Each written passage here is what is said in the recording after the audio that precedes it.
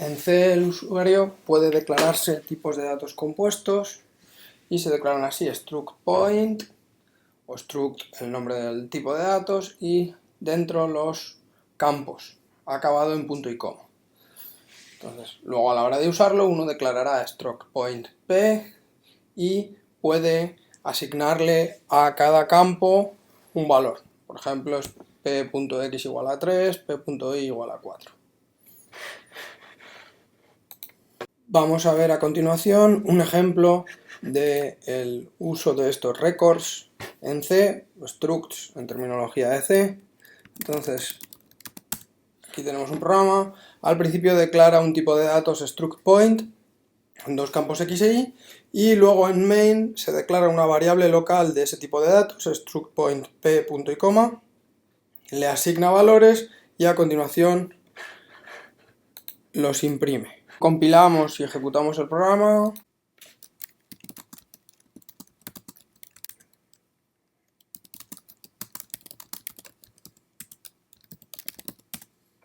Vemos que imprime p.x vale 3 y p.y vale 5. Otro ejemplo de programa interesante también sería este.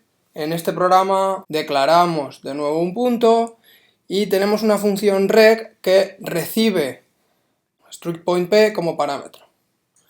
Dentro de la función se asigna p.x igual a 3, p.y igual a 5 y luego se imprime. ¿Por qué es interesante este programa? Vamos a compilarlo y lo vemos.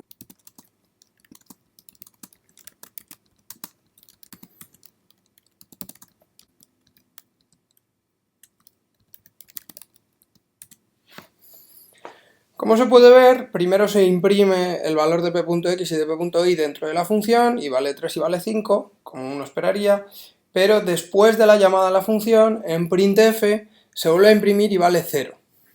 ¿Por qué? Pues esto es importante. Recordemos que los argumentos en C se pasan siempre por copia. Rec tiene su propia copia del registro dentro de la pila y modifica esa copia. Cuando volvemos a main, tenemos la copia original en la pila de la variable local de main que está sin inicializar. Ha dado la casualidad de que vale 0, pero podría valer cualquier cosa dependiendo de lo que se hubiese dejado en la pila antes de otras llamadas anteriores a main. Por supuesto, en C uno puede definir tipos de datos compuestos que contengan otros tipos de datos compuestos, como se puede ver en este ejemplo. En el ejemplo, rect contiene a su vez dos puntos y luego uno podría declarar una variable de tipo struct rect y acceder al primer campo con punto upleft y luego al primer campo del primer campo con punto x. Cómo se guardan o cómo se distribuyen en memoria los bytes asociados a un record depende mucho de la arquitectura, del compilador y de algunas optimizaciones que tienen que ver con el alineamiento. Entonces, es muy posible que a pesar de que un record esté compuesto de un campo que ocupa 4 bytes, un campo que ocupa 1 byte y un campo que ocupa 4 bytes, ocupe más que esto sencillamente por problemas de alineamiento. En lugar de ocupar 4 más 1 más 4, 9 bytes, puede ocupar, por ejemplo, 12 bytes. Por alineamiento nos referimos a las restricciones que hay en algunas arquitecturas de que los campos, los datos que se guardan, empiecen en algún múltiplo de un exponente de 2.